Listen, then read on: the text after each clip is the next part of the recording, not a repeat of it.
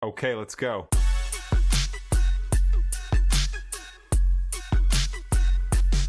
UFC legend Ronda Rousey has just sent a massive bombshell message to Dana White. And it's not what you think. While Dana White and Dan Hardy are hyping up the next big thing in Dakota Ditcheva, Rousey just revealed why she can't come back, no matter how much fans want it. This is the truth behind the comeback rumors, the real reason she disappeared, and why the Rowdy era might truly be over. Let's get into it. Okay, let's go.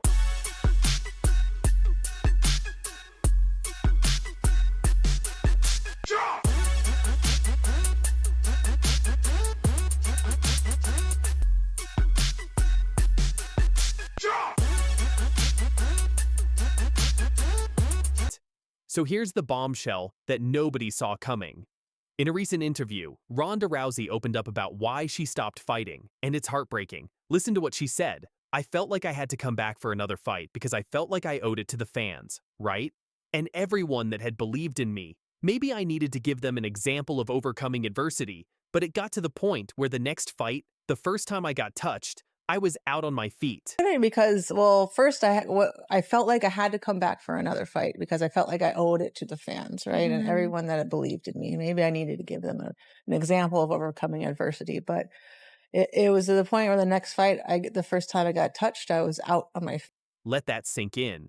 The woman who dominated an entire division, who finished fights in seconds, was getting knocked out on her feet from a single touch. But here's the part that really hits different. I'd never been faster, never been stronger, never had a better grasp of the game. I'd never been so much better than everybody else. But your brain isn't callous. It doesn't get stronger after a break. It was just an inevitable decline. And it was so hard because I'd never been faster, never been stronger, never had a better grasp of the game. I'd never been so much better than everybody else. But your brain doesn't callous. It doesn't heal back stronger after a break. It's just an inevitable. This is CTE reality, folks. Rousey admitted she was taking punishment until she couldn't anymore. And the worst part? She felt vilified by the media and fans, with people saying she was all hype, that she was just lucky. She even said she's pretty sure if she walked into a UFC arena today, she'd be booed. When asked why that bothered her, she simply said, "I gave them everything I had and it wasn't enough." I gave them everything I had and it wasn't. That's not just an athlete talking. That's someone who carried an entire division, pioneered women's MMA, and got torn down when her body finally gave out. Now, you'd think Dana White would address this directly, right? But here's where it gets interesting. Dana recently commented on Rousey, saying, quote, "Her and I are still very close. We talk every few months. She came by the offices. She's freaking ripped now." When you say things like it's going to be the greatest fight card ever assembled, our imaginations run wild, right? And one of the things people have been wondering about is Ronda Rousey. She posted like she's finding her love for MMA again and training hard. Have you talked to her? Does she have any desire to return to the UFC? Yeah, her and I are still very close when we talk. I would say we probably talk once every 3 months or something like that. And she was in Vegas recently, and she came by the offices. But I don't know what her plans are. I think she's just. Wait, what? Dana's fueling comeback speculation while Rousey is literally explaining her neurological decline? That's classic Dana White, keeping the hype train rolling. But here's the thing. Dana's been notably silent on any actual comeback plans. No official announcements, no fighter contracts, just vague statements about how ripped she looks and how they're still close. Place in her life. But I will say this, she's had another baby and she's in great shape right now. She's freaking ripped like she used to be. So I don't know. Meanwhile, sources close to the situation say Dana's already shifting his focus. He's been asked multiple times about bringing Dakota Ditcheva to the UFC, and every time he lights up. The UFC president even hinted that Ditcheva could be a massive moneymaker. So what's really happening here? Dana's keeping the Rousey mystique alive for nostalgia and headlines, but behind the scenes, he's already looking at the next generation. And that brings us to the woman everyone's talking about.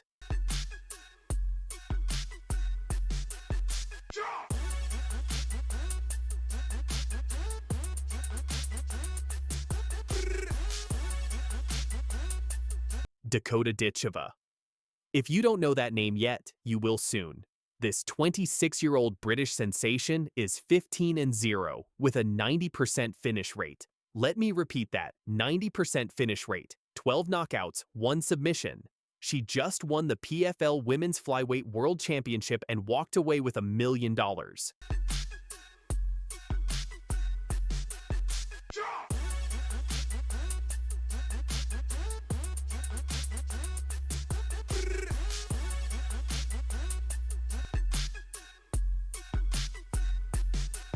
In 2024, Ditcheva absolutely dismantled Taila Santos, the same Santos who pushed Valentina Shevchenko to the limit. Ditcheva finished her in 2 rounds with a brutal body shot TKO. We're talking complete domination.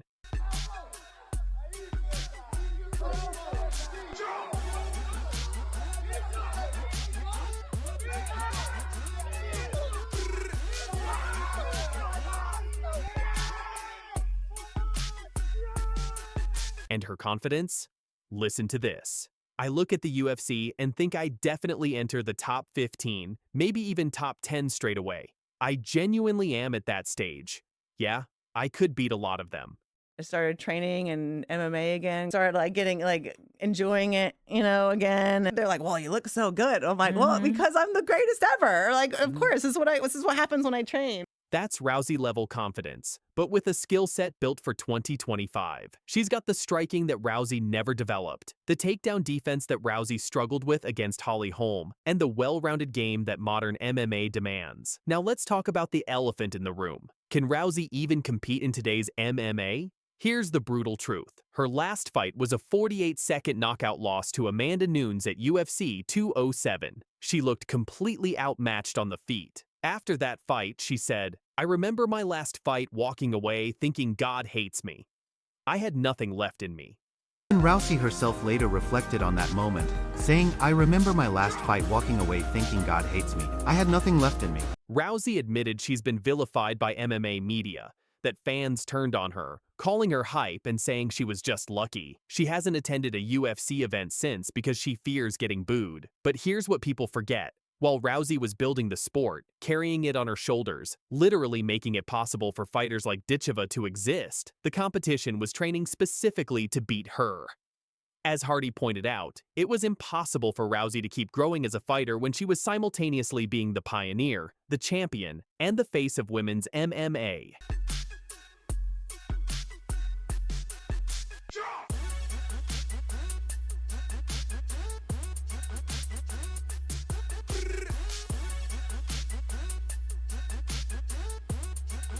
Rousey recently opened up about training again, saying, "I started training MMA again for my own joy. Everyone assumes I'm plotting world domination, but I just want to feel good about myself." I started training in MMA again. Started enjoying it, again. And then it's really funny that I'm training and everyone's like, "So what are you training for? What are you doing?" And I'm like, "For my own joy." Is that bad?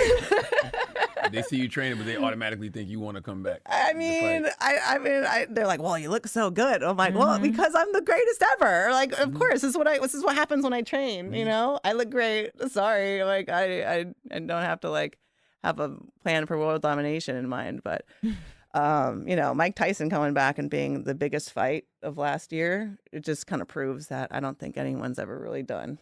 She's 8 months postpartum after her second child, training in a garage cage she built. But she's made it clear, this is for joy, not competition. At 38 years old, with documented neurological issues and the licensing hurdles that come with brain trauma, a comeback seems unlikely. Here's where things get really interesting from a business perspective. Dana White's silence on a Rousey comeback isn't accidental. It's strategic. The UFC knows the sport has evolved. Striking has become king. Fighters are more well-rounded. The days of one-dimensional grapplers dominating are over.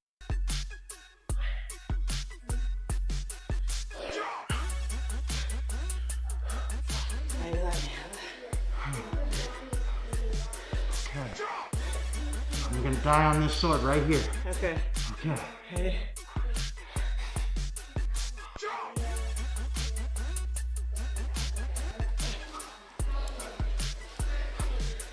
Bicep slicer. That lubed me up for the kill. Meanwhile, Dakota Ditcheva is the hottest free agent in women's MMA. She recently re-signed with PFL after a denied UFC trade request. Sources say the UFC tried to acquire her, but PFL is holding tight to their star. And can you blame them? Ditcheva has everything modern MMA fans want. Highlight reel knockouts, championship gold, Muay Thai pedigree, and star power that rivals Rousey's prime. Even Conor McGregor called her the next big thing back in 2024.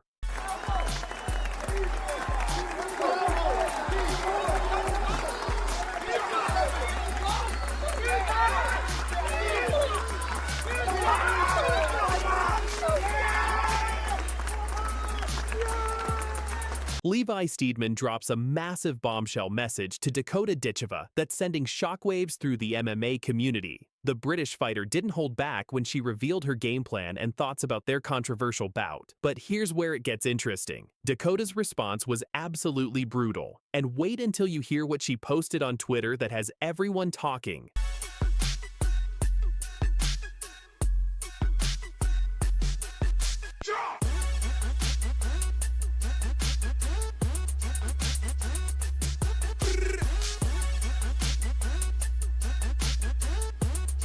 Let's dive straight into what Levi Stemann just revealed. And trust me, this is explosive. Here's exactly what she said. Do you know what? Like, I didn't underestimate her. I thought she'd come off a few losses. She's going to want to come out and give me whatever she wants. And to be fair, like, she wanted to take to the floor. Fair enough. I think I rushed a bit on the floor, but then I thought as soon as it's up, I'm going to either head kick her or I'm going to body kick. So that's literally what we've been drilling, is just hands to head kick. And I think in the second round, I thought I was going to finish it because it dropped her. Amateur MMA as well. I thought that was a little bit of a late stoppage considering she just went flat on her back, but whatever. And I thought I'll just finish her in this third round. I was getting a bit tired so far. Do you know what, like, I didn't underestimate her. I thought, like, she's come off a few losses.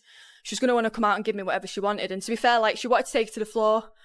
Fair enough. I think I rushed a bit on the floor, but then I thought as soon as it's up, I'm going to either head kick her or I'm going to body kick, because that's literally what we've been drilling, is just hands to head kick. And I think in the second round, I thought I was going to finish it because it dropped her.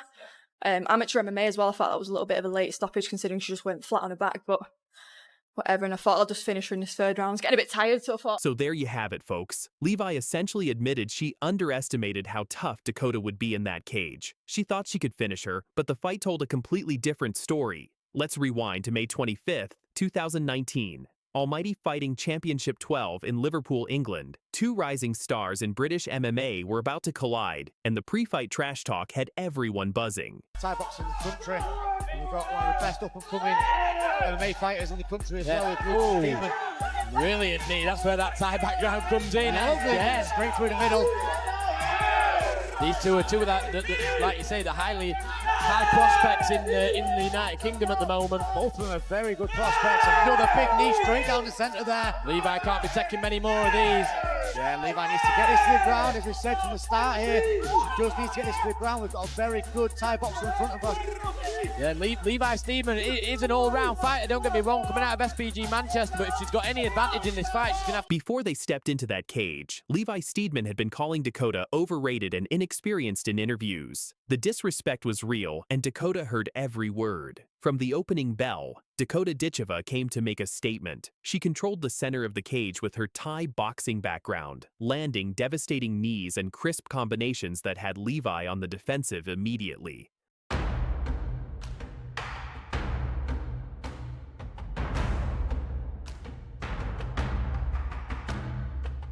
The commentators were calling it as they saw it. Levi needed to get this fight to the ground. But every time she tried, Dakota's crossface and timing were just too good. Those knees were taking their toll. In the second round, Levi tried to turn things around. She attempted takedowns, tried clinch control, anything to stop those brutal strikes. And she had some success, landing a beautiful slam that got the crowd on their feet. This is the thing where she needs to look at that takedown though. There we go. On the inside, Dakota's got that crossface once again. Levi with a brilliant level chain there just to slow the pace back down. Watch the knees from the inside as well on the cage, because this is exactly where Dakota can throw them knees right up the middle into the stomach area again. But here's the thing about elite fighters. They stay composed under pressure. Dakota defended, countered, and continued to pick Levi apart on the feet. By the third round, the story was written. Dakota mixed up her attacks, body shots, hooks, spinning kicks, and Levi was running out of answers. The fatigue Levi mentioned in her statement. Yeah, it showed. With the size of her legs, with how long they are, all she needs to do is break and she can head kick straight away. Using that quarter now against the cage, but Levi on the back now. Good takedown there from Dakota. Levi looking to get Dakota back into a guard, tie things up a little bit and to slow the pace back down. Yeah, this is actually probably a better position for Levi. There was a late submission attempt from Levi, a choke that looked tight for a moment. But Dakota survived, and when that final bell rang, there was no doubt about the outcome: unanimous decision victory for Dakota Ditcheva. It wasn't just a win, it was a masterclass in striking, defense, and mental toughness.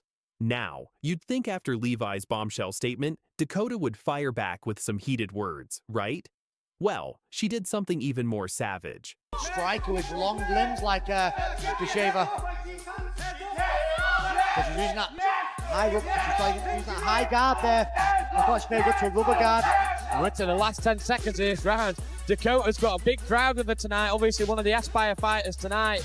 Got a hometown advantage. There we are, ending the first round. Dominant. When asked about Levi's comments, Dakota kept it ice cold. I'm definitely excited about fighting in Bulgaria. Been waiting a long time to be on this show. So, I'm excited to put a show on. Definitely excited about fighting in Bulgaria. Been waiting a long time to be on this show, so I'm excited to put a show on. Wait, that's it? She didn't even acknowledge Levi's statement? That's the most disrespectful thing you can do to a rival. Act like they don't even exist. Short, confident, and straight to the point. She let her performance do the talking, and the MMA world took notice. And here's why Dakota's response hit so hard. She's continued to back it up. Her striking accuracy, her composure, her finishing ability, she's proven time and time again that the hype is real.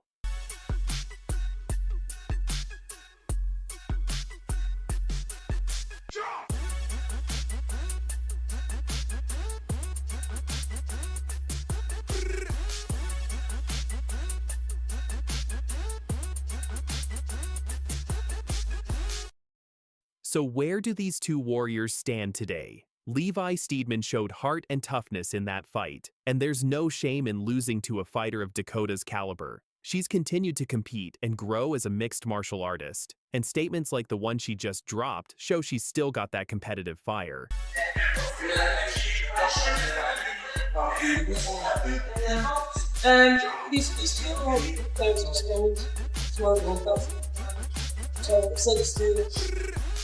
But let's be real. That night in Liverpool, Dakota Ditcheva announced herself as a serious problem in the division.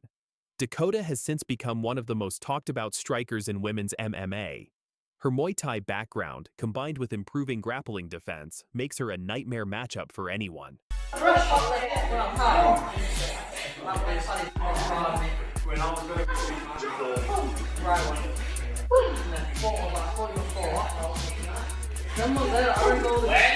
The question everyone's asking now is, will we see a rematch?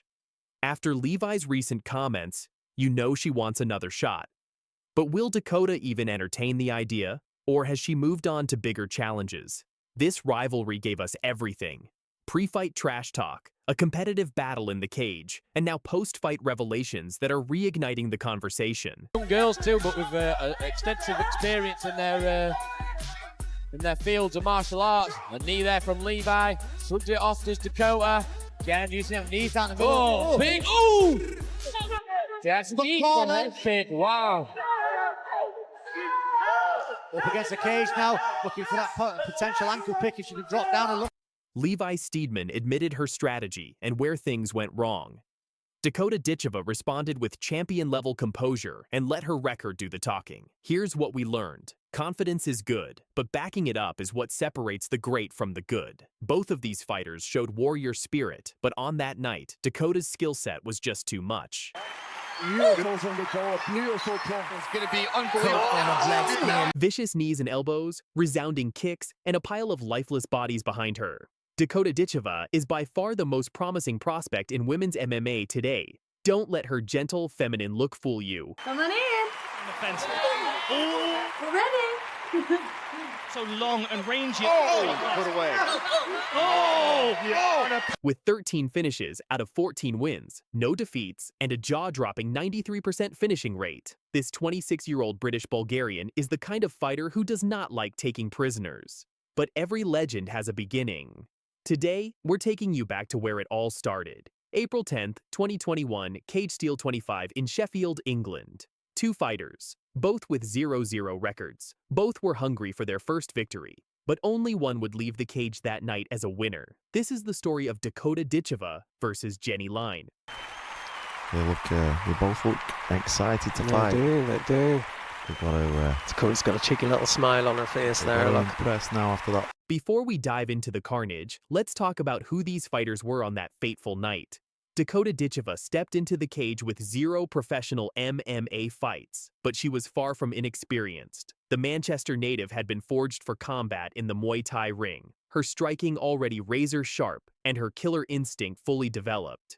She wasn't just another prospect. She was a weapon waiting to be unleashed. They're picking their moment. Little leg kick there from Dakota. From a Thai background, so I expect some quite nice a little jab, nice head kick. She's wobbled her. She did. And again. Across from her stood Jenny Line, also making her professional MMA debut. With a 0-0 record just like Dakota, she was stepping into the unknown, ready to test herself against the best. Cage Steel 25 was sponsored by Everlast, and as both fighters entered the cage, you could see it in their eyes. Excitement, nervousness, determination.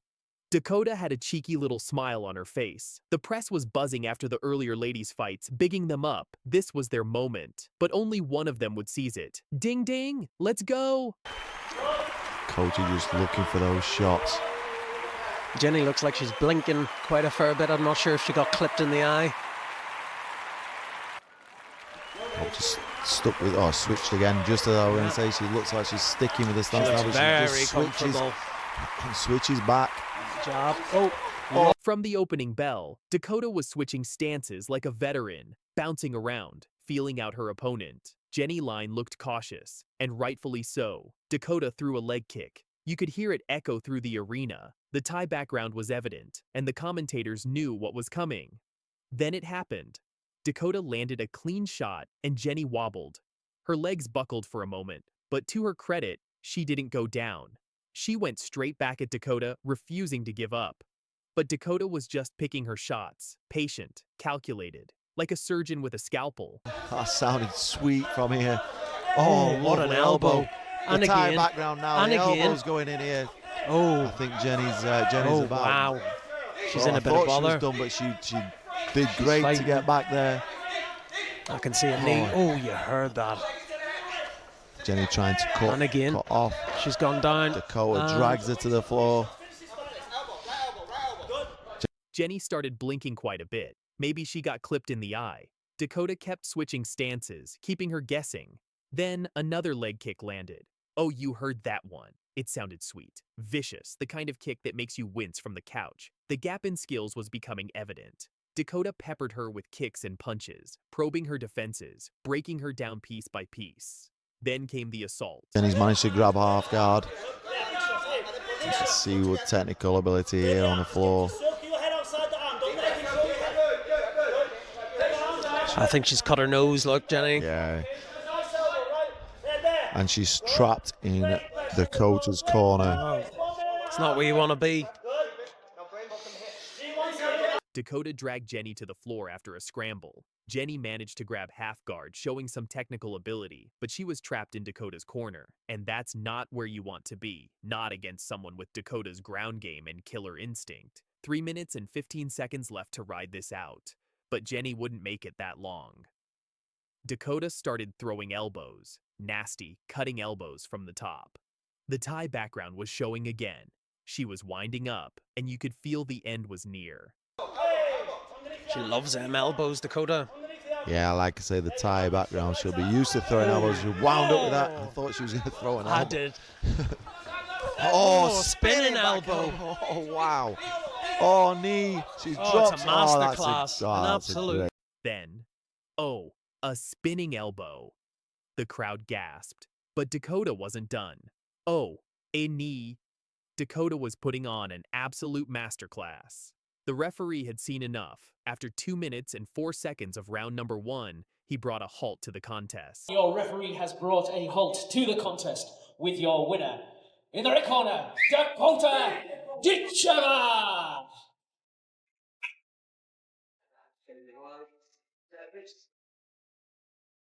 Winner by TKO, Dakota Ditcheva. The commentator said it best. She just dropped an absolute masterclass. An absolute masterclass. On April 10th, 2021, 2 fighters walked into Cage Steel 25 with identical 0-0 records.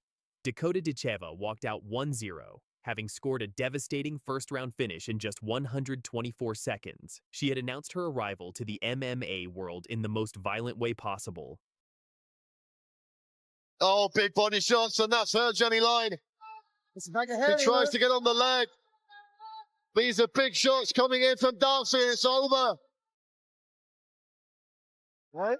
And it's the Jenny Line walked out 0-1, having been completely dominated and finished. And here's the heartbreaking part. That would be her first and last MMA fight. Jenny Line never returned to the cage. After facing the Dakota Ditcheva buzzsaw, she disappeared from the sport entirely. It's a sobering reminder of how brutal this sport can be. Some fighters are meant to be stars. Others discover that the cage isn't for them. There's no shame in that. It takes incredible courage just to step in there once.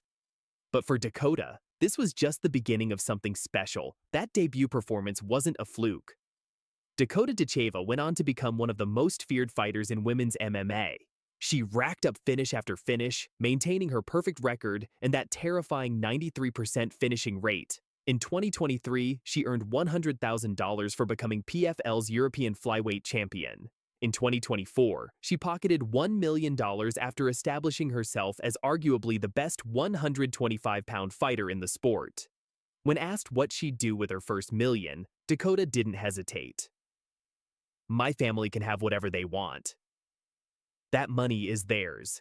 She talked about her little brother Cody, who always believed in her, even joking with their mom. "It's fine, Dakota will be rich."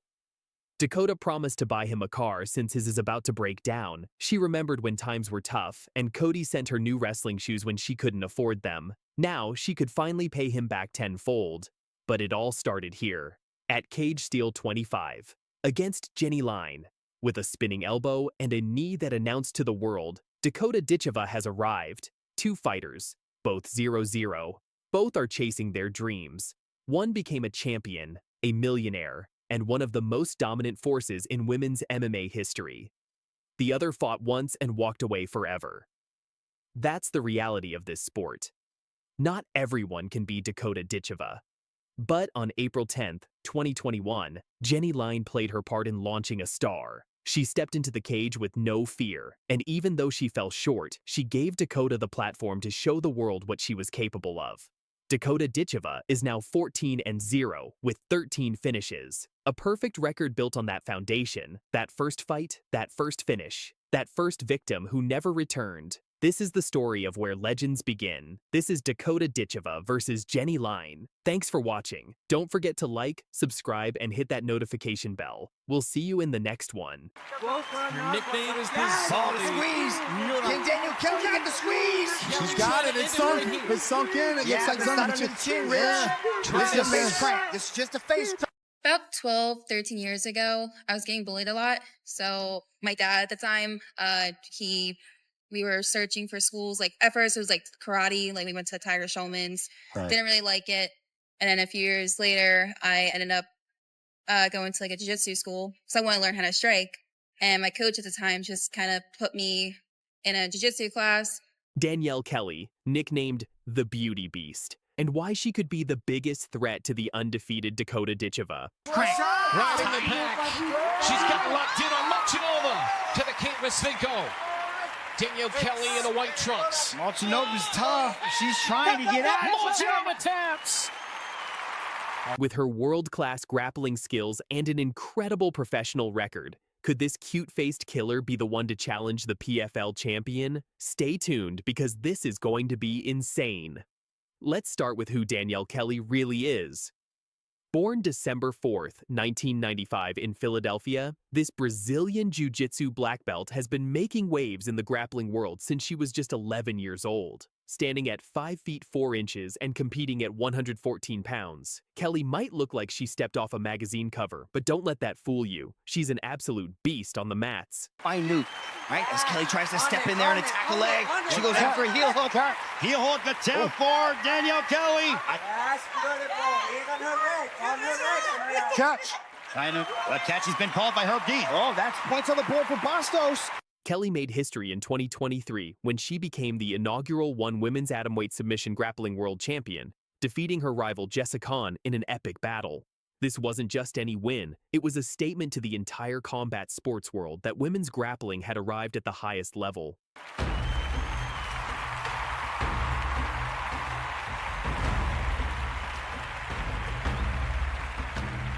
Training under coach Carol Pravec at Silver Fox BJJ, Kelly has faced and defeated some of the biggest names in combat sports. We're talking about UFC veterans like Roxanne Modafferi, Cynthia Calvillo, and former UFC strawweight champion Carla Esparza. That's not a typo. She submitted these MMA fighters using pure grappling technique. Now let's talk numbers, because they're absolutely insane. Kelly's professional grappling record shows approximately 20 wins, 11 losses, and 1 draw in her major championship bouts. But here's where it gets wild. When you factor in her complete competitive history, including smaller tournaments and exhibition matches, she's racked up an estimated 120 wins throughout her career. High-level work from both women. Almost nearly get past the leg. By. Let's see. She's going to stack. Oh, she's going to look for. She's looking for entries everywhere. Let's see if she goes to the back here. Amarante is hooked on the leg as well. But Daniel's leg is on an angle. Oh, there we go. Well, she's just focusing on body control. She could sprawl her leg back and split that grip. She's going to be on the back or on a head and arm triangle of Amarante. She's trying to squeeze in there. Out of her 20 major wins, 14 came by submission. That's a 70% finish rate. She's secured victories through rear naked chokes, knee bars, toe holds, and heel hooks. Her submission game is so diverse that opponents literally don't know where the attack is coming from. Kelly has competed at the highest levels, including one championship where she became world champion, Who's Number 1, WNO, Championships, Fury Pro Grappling, ADCC Trials Rise Invitational, 2018 125 pounds champion, Submission, Hunter Pro, 130 pounds, no-gi champion. I knew, right? As Kelly tries to step in there and attack a leg, she goes in for a heel hook. Heel hook attempt for Danielle Kelly. Catch. A catch has been called by Herb Dean. Oh, that's points on the board for Bastos. She's earned performance of the night bonuses twice in one championship, proving she doesn't just win, she puts on a show. So why do they call her the Beauty Beast? Simple. She's got the face of a model and the fighting instincts of a predator. This contrast is what makes her so dangerous and so fascinating to watch. And fell in love with it. Born and raised in Philadelphia, now based in New Jersey, one of the most popular young American grapplers. Deep, that's a face crank. Riding the pack. She's got locked in on Molchanova. Molchanova's tough. She's trying to get out. Molchanova taps. And the American Danielle Kelly with an impressive, Kelly's fighting style is built on 3 pillars. First, positional dominance. She doesn't rush. Kelly methodically breaks down her opponents through superior positional control. She transitions seamlessly between guards, always staying one step ahead, setting up her attacks like a chess master. Second, leg lock mastery. This is where Kelly truly shines. Her leg lock game is ELITE level. She's equally dangerous with knee bars, toe holds, and heel hooks. When Kelly attacks your legs, you're in serious trouble. Just ask Jessica Kahn, who she caught with a combination of knee bar and toe hold techniques in their championship bout. Let's go! Danielle said that May should worry about everything. Danielle Kelly chooses to pull guard. She's looking for a possible armbar here. Oh, nice little twist. Ah, look how fast Kelly is. Here comes Kelly. Can she get it? He's got to be careful here. This is a danger zone right here. Can find a submission. Here goes Kelly again. Oh, dropping down, going after the toe hold again. Here she goes again. Yamaguchi's scrambling. Both women hunting for a finish. An amazing contest. The chairman and CEO. Third, relentless pressure. Kelly never stops working. She chains submissions together, so even if you escape one attack, there are 2 more coming right behind it. This constant pressure breaks opponents mentally and physically.